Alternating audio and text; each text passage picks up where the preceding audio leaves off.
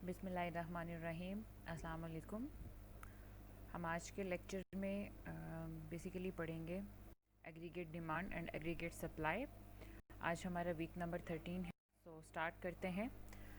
Short run economic fluctuation. Short run economic fluctuation का concept समझने के लिए पहले हमें यह समझना पड़ेगा रिसेशन एंड डिप्रेशन क्या है। A recession is a period of declining real income and rising unemployment. Recession basically ऐसा टाइम पीरियड है जिसमें रियल इनकम जो है वो डिक्लाइन कर रही होती है, कम हो रही होती है, एंड अनएम्प्लॉयमेंट लेवल जो है वो राइज हो रहा होता है, इंक्रीज हो रहा होता है। So a depression is a severe recession. जब रिसेशन जो है वो पीक पे पहुंचता है तो वो डिप्रेशन में चेंज हो जाता है। So, three key facts about economic fluctuations. First of all, economic fluctuations are irregular and unpredictable. जो economic fluctuations होती हैं, जो changes आ रहे होते हैं, वो irregular भी होती हैं and unpredictable भी होते हैं। irregular वो same level से जो हैं बिल्कुल भी नहीं होते कि एक ही level पे unemployment जा रही हो। वो अनएम्प्लॉयमेंट कभी ज़्यादा भी हो सकती है, कभी कम भी हो सकती है। सो इसलिए हम इसे इरेगुलर कहते हैं। अनप्रडिक्टेबल, हम प्रडिक्ट नहीं कर सकते कि कमिंग टाइम पीरियड में क्या सिचुएशन होगी। Fluctuation in the economy are often called the business cycle. जो फ्लक्चुएशन बेसिकली होती हैं ये बिजनेस साइकिल में बेसिकली होती हैं, चेंजेस, अप्स एंड डाउन्स जो आ रहे होते हैं बिजनेस साइकिल में। जब बिजनेस एक्टिविटी जो है वो फ्लक्चुएट कर रही है तो उस टाइम पे जो अप्स एंड डाउन्स होते हैं उन्हें हम फ्लक्चुएशंस कहते हैं। Most macro economic variable fluctuate together. Mostly जो हमारे मैक्रो इकोनॉमिक वेरिएबल्स हैं वो एक साथ जो हैं वो फ्लक्चुएट करते हैं। जैसे हम अनएम्प्लॉयमेंट की बात करते हैं, जीडीपी की बात करते हैं, इंटरेस्ट रेट की बात करते हैं। So as output falls unemployment rises. जब आउटपुट जो है वो डिक्रीज हो रही होती है, गिर रही होती है, तो इसकी वजह क्या होती है? इसकी वजह से अनएम्प्लॉयमेंट जो है वो इंक्रीज हो जाती है। Most macroeconomic variable fluctuate together. Most economic variable that measures some type of income or production fluctuate closely together. So although many macroeconomic variables fluctuate together, they fluctuate by different amount. Macro economic variable जो है वो एक साथ fluctuate तो कर सकते हैं, लेकिन उनकी जो फ्लक्चुएशंस हैं वो डिफरेंट हो सकती हैं। जो इनकम है वो किसी टाइम पे ज़्यादा कम हो रही है या किस टाइम पे कम हो रही है, उसकी इंटेंसिटी जो है वो चेंज हो सकती है।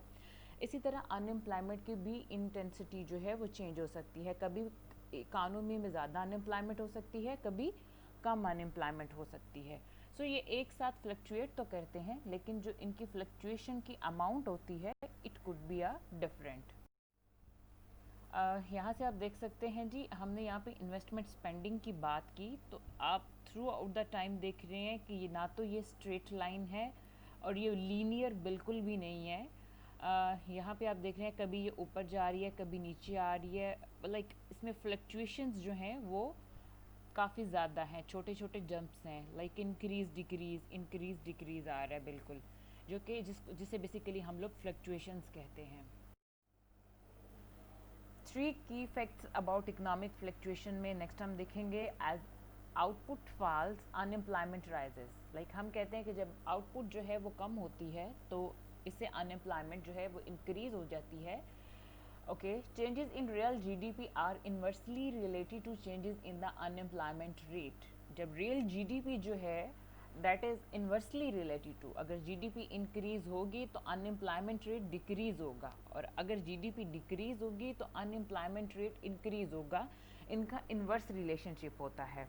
सो अगर हम कहते हैं कि हमारी जीडीपी जो है वो इंक्रीज हो रही है तो अल्टीमेटली क्या है कि उस टाइम पे हम कहेंगे ये भी साथ अनएम्प्लॉयमेंट कम हो रही है। और लेट्स सपोज अगर हमारी जीडीपी इकोनॉमिक फ्लक्चुएशंस आ रही हैं, हमारी जीडीपी जो है वो डिक्रीज हो रही है, तो अनएम्प्लॉयमेंट रेट जो है वो राइज हो जाएगा। So during time of recession unemployment rises substantially. जब हम रिसेशन की बात करते हैं तो उस टाइम पे जो है वो हमारा अनएम्प्लॉयमेंट रेट जो है वो इंक्रीज हो जाता है, तो अल्टीमेटली ऑफ कोर्स हमारे पास जो जीडीपी है उस टाइम डिक्रीज हो जाती है। यहाँ पे आप देख सकते हैं इस डायग्राम में अनएम्प्लॉयमेंट रेट। सो आप ये देख रहे हैं कि किस तरह से डिक्रीज़ हो रहा है, फिर फर्दर डिक्रीज़ हो रहा है, फिर कुछ ऊपर गया, इंक्रीज़ हुआ, फिर फर्दर इंक्रीज़ हुआ। सो यहाँ पे जो बेसिकली ये वेरिएशंस हैं, ये जो चेंजेस हैं, ये थ्रू आउट द टाइम, ये बेसिकली आपको क्या बता रहा है, दीज ऑल आर फ्लक्चुएशंस।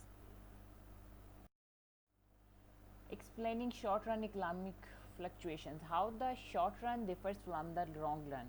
हमने ये देखना है कि जो फ्लक्चुएशन है ये शॉर्ट रन में किस तरह से होती हैं और लॉन्ग रन में किस तरह से होती हैं, लाइक इनमें क्या फ़र्क होता है शॉर्ट रन में एंड लॉन्ग रन में। So most economist believe that classical theory describe the world in the long run but not in the short run। Like classical theories जितनी भी हैं मोस्ट ऑफ द टाइम हम इन्हें long run में discuss करते हैं, short run में discuss नहीं करते। लेकिन मैक्रो इकोनॉमिक्स में मोस्ट ऑफ द टाइम हम जो टाइम पीरियड लेते हैं वो लॉन्ग रन ही लेते हैं। Changes in the money supply effect nominal variable but not real variable in long run.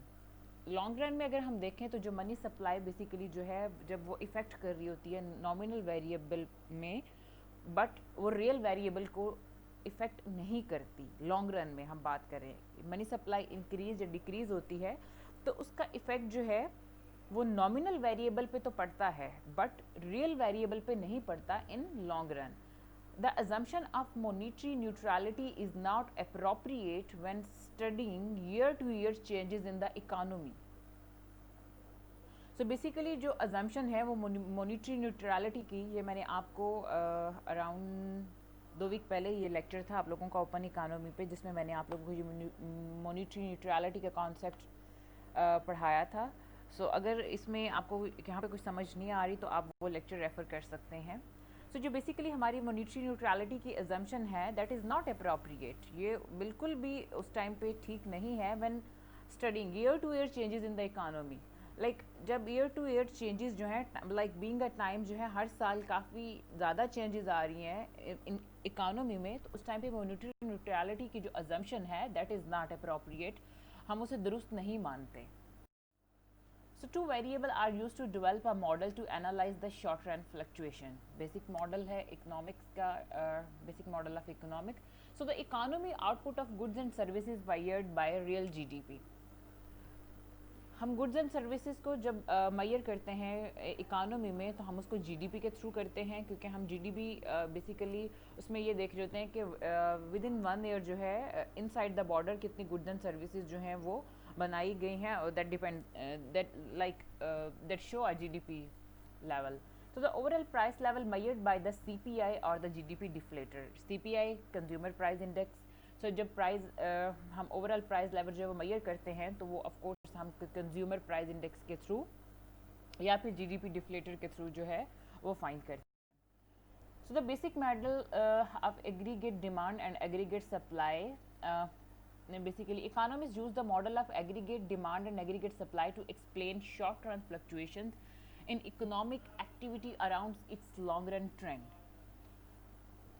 जो aggregate demand and aggregate supply है बेसिकली जो इकोनॉमिस्ट हैं ये मॉडल जो है वो एक्सप्लेन करने के लिए क्या करते हैं, short run fluctuation in economy activity, ये मॉडल हम यूज़ करते हैं शॉर्ट रन एक्सप्लेशन जो फ्लक्चुएशंस हैं उनको एक्सप्लेन करने के लिए in economic activity around its long run trend. Like हम लॉन्ग रन ट्रेंड को बेस बना के।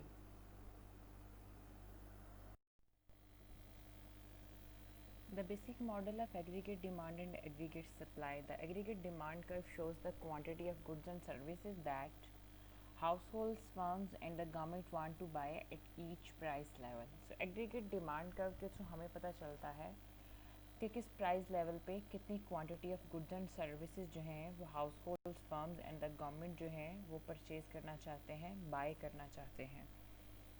लाइक एग्रीगेट डिमांड कर्व जो है वो डिफरेंट प्राइस पे different quantity of output show करता है। So the aggregate supply curve shows the quantity of goods and services that firms choose to produced and sell at each price level. Aggregate supply curve जो है उस पर हमें different price level पे different quantity of output produce जो है वो show होती हैं, जो कि एक फर्म जो है वो प्रोड्यूस करना चाहती है गुड्स एंड सर्विसेज। यहाँ पे हमारे पास डायग्राम है. This is aggregate supply curve and this is aggregate demand curve. Y axis पे प्राइस लेवल शो हो रहा है और एक्स एक्सिस पे क्वांटिटी ऑफ आउटपुट. सो जहाँ पे aggregate supply curve and aggregate demand curve जो है एक दूसरे को इंटरेक्ट कर रहे हैं, इंटरसेक्ट कर रहे हैं इस level. Basically this is an equilibrium level and यहाँ से अगर हम वाई पे एक्सटेंड करेंगे वाई एक्सिस पे तो that is our equilibrium price level, और अगर एक्स एक्सिस पर लाइन एक्सटेंड करेंगे तो that is our equilibrium output. The aggregate demand curve, the four component of GDP. GDP is basically हम इसको Y से शो करते हैं. This is also output. So it contributes to the aggregate demand curve for goods and services. Four component कौन से हैं GDP के? उसमें सी है विच इज़ कंजम्पशन, आई है which is investment, G government expenditure plus net exports. So ये four component मिलके output बनाते हैं जो कि बेसिकली जिसको हम ग्रॉस डोमेस्टिक प्रोडक्ट बोलते हैं. This is aggregate demand curve. यहाँ पे हम ये देखेंगे कि अगर this was a basically basic price level which is a P1 और this is a output 1 like Y1.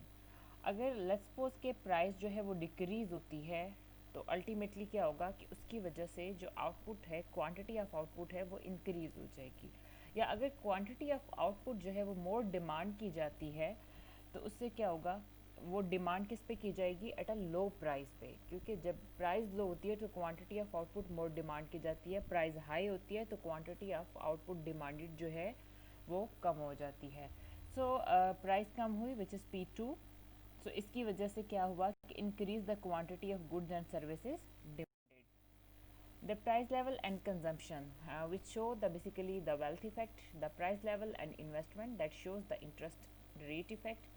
The price level and net export shows the exchange rate effect. In step by step हम discuss करते हैं. The price level and consumption shows the wealth effect. A decrease in the price level makes consumer feel more wealthy, which in turn encourage them to spend more. Like अगर price level जो है वो decrease होता है या fall होता है तो अल्टीमेटली ये कंज्यूमर को इनक्रेज करता है मोर स्पेंडिंग के लिए. लेट्स सपोज हम कहते हैं कोई चीज़ पहले 5000 की थी तो अब उसकी प्राइस जो है वो कम होकर 4000 हो गई, तो वो जो 1000 रुपीज़ सेव होगा सो अल्टीमेटली वो कंज्यूमर को फील कराता है ही और शी इज़ वेल्दी, लाइक उसके पास मोर इनकम है, मोर वेल्थ है. सो वो इनक्रेज होते हैं कि फ़र्दर हम कुछ और भी ख़रीदते हैं. So this increase in consumer spending means larger quantities of goods and services demanded.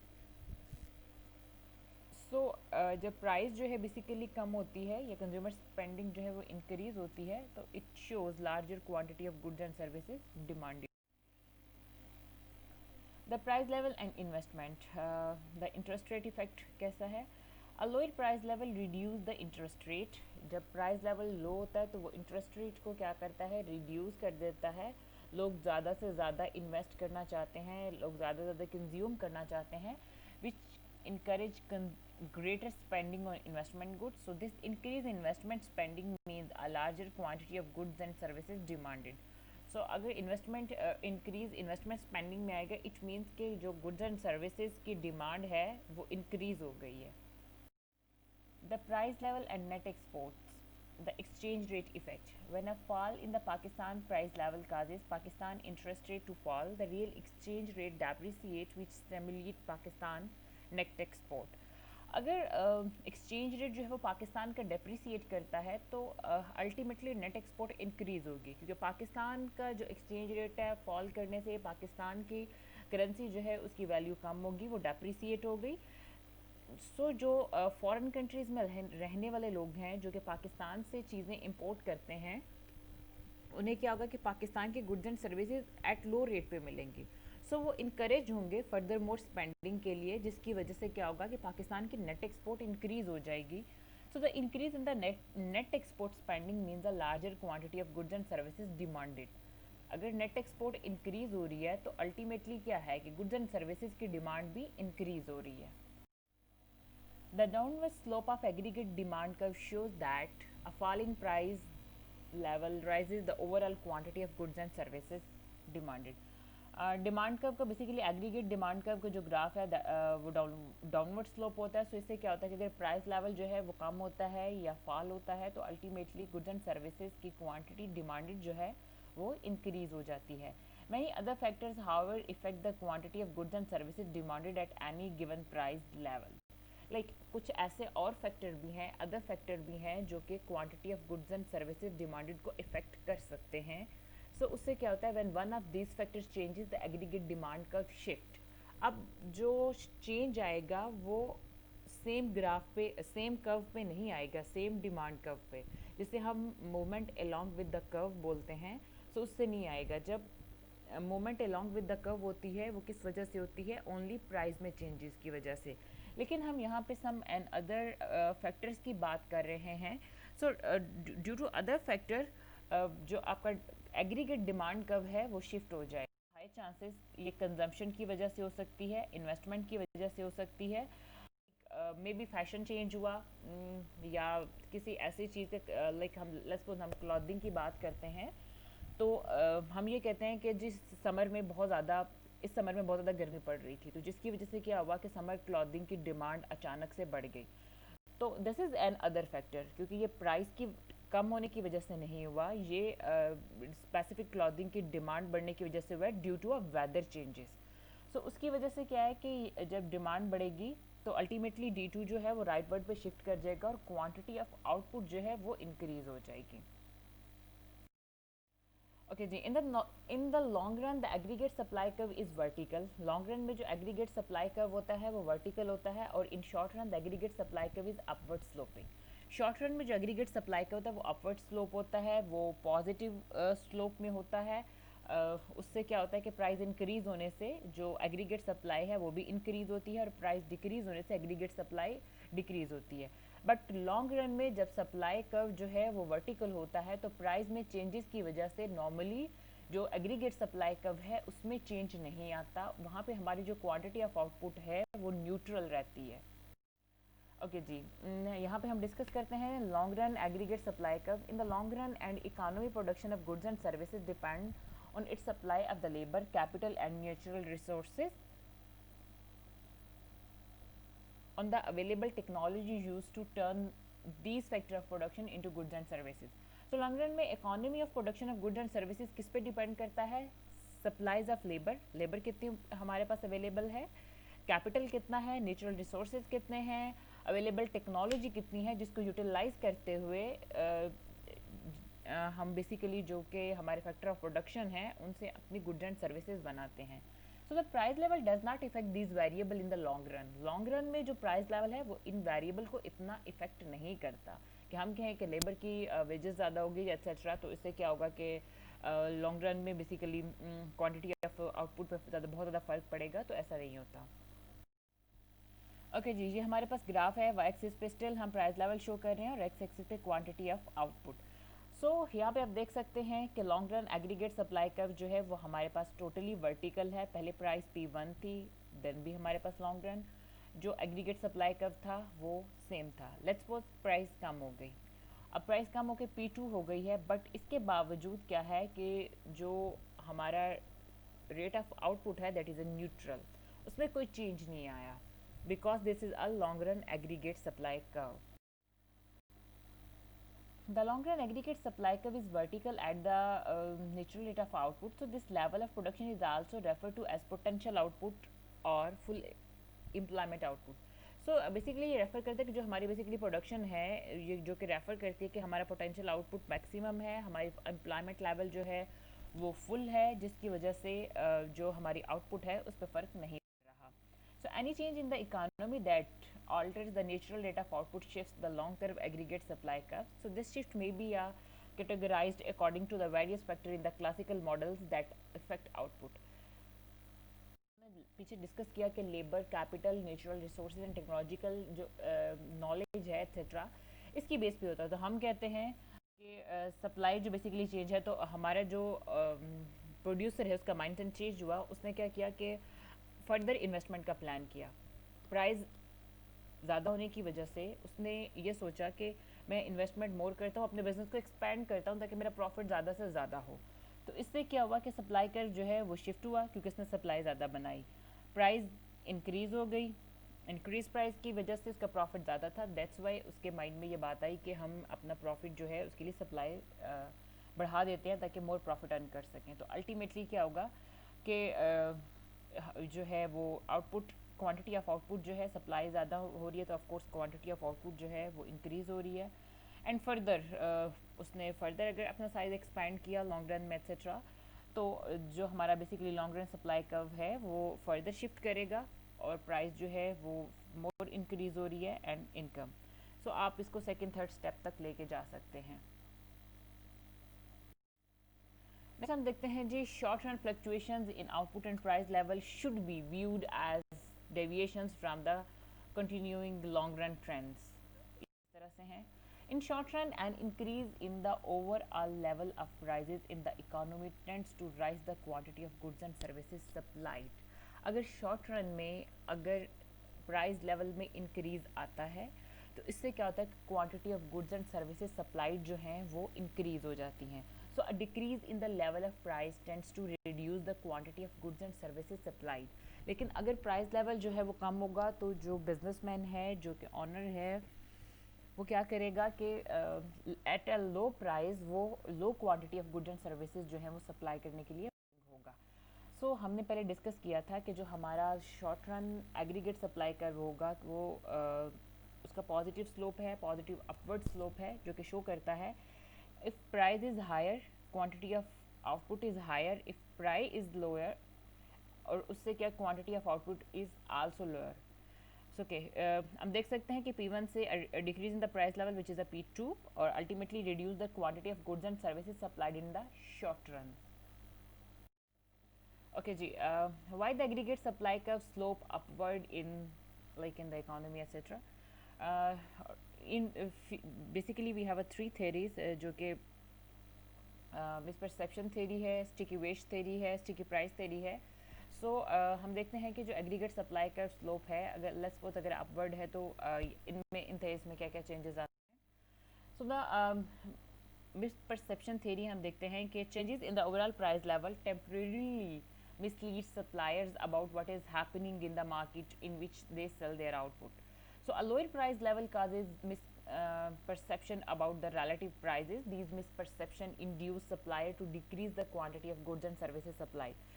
Like अगर हम ये बात करें कि चेंज जो आ रहा है ओवरऑल प्राइस लेवल में, अगर वो टेम्परेरीली है तो वो क्या करता है कि सप्लायर को मिसलीड करता है about what is happening in the market. उन्हें कुछ समझ नहीं आ रही होती कि मार्केट में क्या हो रहा है और आगे फर्दर क्या होना जा रहा है, इन विच they sell their output. So जहाँ पे वो आउटपुट सेल कर रहे हैं वो कंफ्यूज हो जाते हैं, वो मिसलीड उन्हें किया जाता है कि उन्हें समझ नहीं आ रहा था कि ये जो टेम्परेरी चेंजेस हैं ये फर्दर जो है कंटिन्यू होंगी या स्टॉप हो जाएंगी या आगे फर्दर मार्केट में क्या होगा। So a lower price level causes misperception about the relative price. अगर प्राइस लेवल जो है वो लो होती है लेट्स सपोज, तो जो रिलेटिव प्राइजेज हैं या जो रिलेटेड गुड्स हैं उसके बारे में जो बिजनेसमैन है वो कंफ्यूज हो जाता है। So this misperception like induce supplier to decrease the quantity of goods and services supplied. वो क्या करता है कि अगर सप्लाई लो होती है तो कुछ टाइम के लिए अपनी जो गुड्स एंड सर्विसेज सप्लाइड हैं उनकी क्वांटिटी क्या करते हैं, रिड्यूस कर देते हैं, क्योंकि वो क्लियर नहीं है, वो कंफ्यूज है, उनका मिसपरसेप्शन है बेसिकली कि इस टाइम पे मार्केट में क्या। अगर हम स्टिकी वेज थ्योरी देखें तो nominal wages are slow to adjust और are sticky in the short run. Like normal wages जो होती हैं कि वो प्रॉपरली जो है लाइक एडजस्ट नहीं होती, या उनके एडजस्ट होने के जो लाइक रेट है या जो प्रोसेस है दैट इज़ स्लो, या आप ये कह सकते हैं कि वो स्टिकी हैं, लाइक कांस्टेंट टाइप। वो मतलब उनमें जो चेंज आता है तो बहुत माइनर आता है या फिर like it take consume so much time. So wages do not adjust immediately to fall in the price level. Wages like इतनी जल्दी जो है ये इमीडिएटली बेसिस पे जो हैं वो बिल्कुल भी इस तरह से एडजस्ट नहीं होती, जैसे कि हम कहते हैं कि to a fall in the price level, जो कि प्राइस के इस लेवल तक कभी भी नहीं गिरती। सो अप्रोप lower price level makes employment and production less profitable. अगर प्राइस लेवल जो है वो लोअर है तो इससे क्या है कि एम्प्लॉयमेंट एंड प्रोडक्शन जो है वो लेस प्रॉफिटेबल है। एम्प्लॉयमेंट भी उनके ख़तरे में चली जाती है, क्योंकि जब प्राइस लेवल लो होता है तो क्या होता है कि जो बिजनेसमैन है वो ये सोच रहा होता है कि प्राइस कम है तो उसने quantity of goods and services जो हैं सप्लाइड वो कम कर रही हैं। ऑलरेडी सप्लाई पड़ी हुई है मार्केट में, वो कम भेज रहा है, तो वो क्या करेगा कि वो कितनी लेबर को एंगेज करेगा, क्योंकि अभी फर्दर तो उस तरह से उस लेवल पे जो है लाइक प्रोडक्शन नहीं हो रही, तो it makes a confusion. So this induce firm to reduce the quantity of goods and services supplies. So ultimately क्या है कि जो फर्म की गुड्स एंड सर्विसेज की जो प्रोडक्शन है या क्वांटिटी ऑफ सप्लाइड है, that will be a so, price of the some goods and services adjust sluggishly in response to change economic condition. An unexpected fall in the price level leaves some firm with higher than a desired price. And second is that this depressed sale, which induce firm to reduce the quantity of goods and services they produced. First of all तो कहते हैं कि जी unexpected जो fall price level में होता है, like some firm जो है वो अल्टीमेटली क्या होता है कि some firm with higher than the desire price, like उनकी प्राइस जो है समटाइम उनकी जो डिज़ायर रेशो होती है या रेट होता है उससे हाई हो जाती हैं। तो सेकंड कहते हैं कि दिस डिप्रेस सेल, सेल को क्योंकि एट अ लेस प्राइस जो है जो बिजनेसमैन है वो ऑफ कोर्स क्या करता है कि अपनी क्वांटिटी ऑफ आउटपुट जो है वो कम सप्लाई करता है, तो सेल डिप्रेस हो जाती है, which induce form to reduce the quantity of goods and services they produce. अगर शिफ्टिंग की हम बात करें, why the short run aggregate supply curve shift, so labour, capital, natural resources, technology and expected price level. An increase in the expected price level reduce the quantity of goods and services supplied and shift the short-run aggregate supply curve to the left. Like अगर price level जो है वो increase होता है तो क्या करता है उससे कि रिड्यूस होती है quantity of goods and services supplied, so इसकी वजह से जो सप्लाई कर्व है aggregate supply curve short run वो शिफ्ट कर जाता है to left. So a decrease in the expected price level rises the quantity of goods and services supplied and shift the short run aggregate supply curve to the left. तो second option इसके total जो है वो opposite है कि अगर price level जो है वो कम होता है तो उसकी वजह से quantity of goods and services supplied में क्या है इंक्रीज आ जाता है. सो इसकी वजह से जो short run aggregate supply curve है वो राइट साइड पे शिफ्ट कर जाता है. अभी आप देख सकते हैं ये हमारे पास फर्स्ट जो कि कर्व था ये long run aggregate supply curve था और basically this is the short run aggregate supply curve. इस टाइम दोनों की शेप आपके बिल्कुल सामने है. सो प्राइस अगर चेंज होती है तो long run aggregate supply curve पे तो कोई फ़र्क नहीं पड़ता, but short run aggregate supply curve पे फ़र्क पड़ता है. So short run aggregate supply और एग्रीगेट डिमांड कर्व जहाँ पे इंटरेक्ट करते हैं, एक दूसरे को इंटरसेक्ट करते हैं, that is our equilibrium. And अगर हम प्राइस देखें तो that is the equilibrium price level and that is a neutral rate of output in a long run, may be a short run. So next हम देखते हैं this is changes in a short run curve में basically हम देखते हैं कि causes output to fall in a short run. So basic curve हमारा this is a short run aggregate supply curve था, this is a short run aggregate demand curve जिसको हम AD1 बोल रहे हैं और AS1 बोल रहे हैं. Long run aggregate supply curve basically same as it is रहेगा, इसमें कोई चेंजेस नहीं आएगी. अब हमने बात की थी कि बेसिकली एग्रीगेट सप्लाई कर्व जो है विच इज़ AS2 ये राइट वर्ड पे बेसिकली शिफ्ट कर जाएगा. तो राइट वर्ड पे शिफ्ट करने से क्या होगा, उसके साथ साथ अगर डिमांड जो है एग्रीगेट डिमांड वो लेफ़्ट साइड पे चली जाए, वो कम हो जाए, तो इससे क्या होता है कि आउटपुट जो है वो न्यूट्रल रहती है, इससे आउटपुट पे कोई फ़र्क नहीं. Shift in aggregate demand curve. In the short run, shift in aggregate demand causes fluctuation in the economy output of goods and services. So in long run, shift in aggregate affect the overall price level but do not affect output. अगर हम देखें कि in short run जो है वो aggregate demand curve जो है which cause in fluctuation in the economy, like long run aggregate जो डिमांड कर्व है उसकी वजह से इकोनॉमी में डिफरेंट फ्लक्चुएशंस आती हैं, so output of goods and services में. सो इन लॉन्ग रन अगर हम देखें तो शिफ्ट इन डिमांड कर्व जो है वो effect the overall price level but do not effect output. वो प्राइस लेवल को तो चेंज करता है, प्राइस लेवल तो इंक्रीज डिक्रीज हो जाती है, बट उसकी वजह से आउटपुट जो है उस पर कोई फ़र्क नहीं पड़ता. An adverse shift in aggregate supply अगर हम देखें तो a decrease in one of the determinants of the aggregate supply shift the curve to the left, so output falls below the natural rate of unemployment rises and the price level also rises. यहाँ पे हम देखते हैं ये हमारे पास long run curve था, this is aggregate supply curve. हम देखते हैं फर्स्ट हमारे पास एग्रीगेट सप्लाई कर्व, ये ब्लू है, ये एग्रीगेट कर्व है. तो अभी हम देखते हैं कि जहाँ पे ये इंटरेक्ट इन्होंने स्टार्ट में किया तो this is employment, this is equilibrium level, और ये हमारे पास प्राइस P1 और Y1 है। और अगर फर्दर जो है अगर हम ये देखें कि N adverse shift in the short run aggregate supply, like अगर इसमें एग्रीगेट सप्लाई कर्व में एडवर्स शिफ्ट आता है या सप्लाई हमारी कम होती है, तो इससे क्या होगा कि डिमांड कर्व में कोई चेंज नहीं आ रहा, तो अल्टीमेटली क्या होगा कि क्वांटिटी ऑफ आउटपुट जो है वो कम हो जाएगी और प्राइस लेवल जो है वो इंक्रीज़ हो जाएगा। बिकॉज के डिमांड सेम है, डिमांड चेंज नहीं हुई, तो किसी चीज़ की जब मार्केट में सप्लाई शॉर्ट हो जाती है और डिमांड सेम रहे तो उसकी वजह से प्राइस हमेशा क्या है वो ज़्यादा हो जाती है। Stagflation. So adverse shift in the aggregate supply curve cause stagflation, a period of recession and inflation. जब recession and inflation जो है दोनों both time पे किसी भी इकोनॉमी में एग्जिस्ट कर रहे होते हैं, तो that situation cost to lead a stagflation. Output falls and price rises, like output तो हमारी कम हो रही है और इसके साथ साथ प्राइस जो है वो भी इंक्रीज हो रही है। लाइक जब आउटपुट फॉल होती है तो प्राइस भी कम होनी चाहिए, और क्योंकि हम हमेशा पॉजिटिव रिलेशन की बात करते हैं, so policy maker who can influence aggregate demand cannot offset both of these adverse effects simultaneously. Policy response to recession, अब रिसेशन के लिए क्या पॉलिसी बनानी चाहिए, पॉलिसी मेकर क्या प्लान कर रहे हैं। So policy maker may respond to recession in one of the following ways: do nothing and wait for a price and wages to adjust. Like आप कुछ ना करें, आप कुछ टाइम के लिए इंतज़ार करें कि ये जो है वो खुद ब खुद ही जो वेजेस लेवल हैं और जो प्राइजेस हैं ये आपस में एडजस्ट कर जाएं।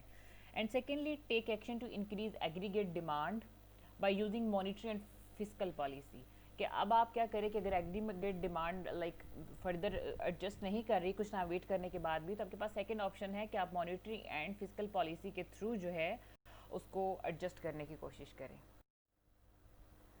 ओके जी, accommodating and adverse shift in the aggregate supply. So start में हमारे पास क्या था कि ये long run aggregate supply curve था, तो अभी हम देख लें ये बेसिक हमारा एग्रीगेट सप्लाई कर्व और एग्रीगेट डिमांड कर्व था। उसके बाद हमने देखा था एग्रीगेट सप्लाई जो था वो चेंज हो गया था, तो हमारे पास P2 इस लेवल पे आया था। तो हम क्या करेंगे कि जो डिमांड कर्व है बेसिकली उसको भी फर्दर अगर लेट्स सपोज हम शिफ्ट कर देते हैं, सेम नहीं रहने देते, जो कि किसकी वजह से होगा कि हमारी पॉलिसी चेंज होने की वजह से, like policy maker can accommodate the shift by expending aggregate demand, तो उसकी वजह से क्या होगा कि जो हमारा प्राइस लेवल है वो फर्दर इंक्रीज कर जाएगा, so which causes the price level to rise further. Ultimately क्या होगा, but keep output at its neutral rate. अब इससे क्या होगा कि प्राइस इंक्रीज हो गई तो आउटपुट में कोई चेंज नहीं आएगा, आउटपुट हमारी जो है वो रिड्यूस नहीं होगी, वो न्यूट्रल ही रहेगी। ओके जी, लेक्चर हमारा ऑलमोस्ट जो है वो वाइंड अप हुआ। अभी हम देखते हैं कि आज के लेक्चर में हमने पढ़ा क्या था। ये आज के लेक्चर की समरी है। All societies experience short run economic fluctuation around long run trends, like short run fluctuations हर सोसाइटी में आती हैं, but most of the time ये लॉन्ग रन ट्रेंड के लिए होती हैं। These fluctuations are irregular and largely unpredictable, like irregular sometime fluctuations हो रही होती हैं, कभी ज़्यादा हो रही होती हैं, कभी कम हो रही होती हैं, और इसके साथ साथ जो है ये अनप्रडिक्टेबल होती हैं। हम ये प्रेडिक्ट नहीं कर सकते कि कब कौन सी फ्लक्चुएशन जो है वो हो सकती है और किस इंटेंसिटी की हो सकती है। When recession occur real GDP and the other measure of income, spending and production fall and unemployment जो है that is rises. So economists analyze short-run economic fluctuations using the aggregate demand and aggregate supply model. Economist क्या करते हैं कि analyse करते हैं short run economic fluctuation के, short run में जो इकोनॉमिक फ्लक्चुएशंस हैं वो किस तरह से आ रही हैं, aggregate demand and aggregate supply जो मॉडल है उसको यूज़ करते हुए। According to the model of aggregate demand and aggregate supply, the output of goods and services and the overall level of prices adjust to balance aggregate demand and aggregate supply.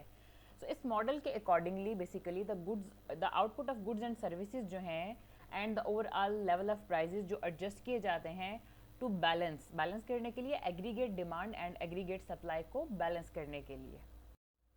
The aggregate demand curve slopes downward for three reasons. First of all, a wealth effect and interest rate effect and and exchange rate effect. तीन वजह की बिना पे जो aggregate demand curve है उसकी slope जो है विच इज़ डाउनवर्ड।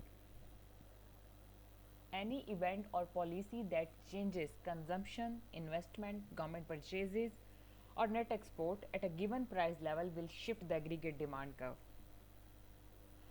किसी भी पॉलिसी की वजह से या किसी इवेंट की वजह से अगर जो कंजम्पशन है या इन्वेस्टमेंट उसमें चेंज आता है या गवर्नमेंट परचेजेज और नेट एक्सपोर्ट में at a given price same price level पे, तो इससे क्या होगा कि एग्रीगेट डिमांड कर्व जो है वो शिफ्ट हो जाएगा। इन the long run the aggregate supply curve is vertical. Long run में हमारे पास एग्रीगेट सप्लाई कर्व जो है वर्टिकल होता है, बट शॉर्ट रन में हमारे पास जो एग्रीगेट सप्लाई कर्व है that is upward sloping. There are three theories explaining the upward slope of the short run aggregate supply curve. जो short run aggregate supply curve है जो कि upward slope है, three theories के through हम इसको explain करते हैं: the misconception theory, the sticky wage theory, and the sticky price theory. Events that alter the economy ability to produce output will shift the short run aggregate supply curve. So different event that alter the economy ability, जो कि ability of produce outputs को will shift, इसकी वजह से क्या होता है कि short run aggregate supply curve shift करता है. So also the position of the short run aggregate supply curve depend on the expected price level. So जो short run aggregate supply curve है इसकी position depend करती है expected price level पे. One possible cause of economic fluctuation is a shift in aggregate demand curve also. A second possible cause of economic fluctuation is a shift in aggregate supply curve. So this is also a possibility कि economic fluctuation जो है is जो कि cause हो सकती हैं, वजह हो सकती हैं shift in aggregate supply curve. And secondly, stagflation is a period of falling output and rising price. So stagflation जो है ये ऐसा period है जिसपे जो output जो है period of falling output कम हो रही है and जो price level है वो increase हो रहा है. ओके जी, ये आज का लेक्चर था। अगर इसमें से कुछ चीज़ आपको समझ ना आए तो आप जूम मीटिंग में मुझसे डिस्कस कर सकते हैं, मुझसे पूछ सकते हैं। Well, thank you so much, have a good day, अल्लाह हाफिज़।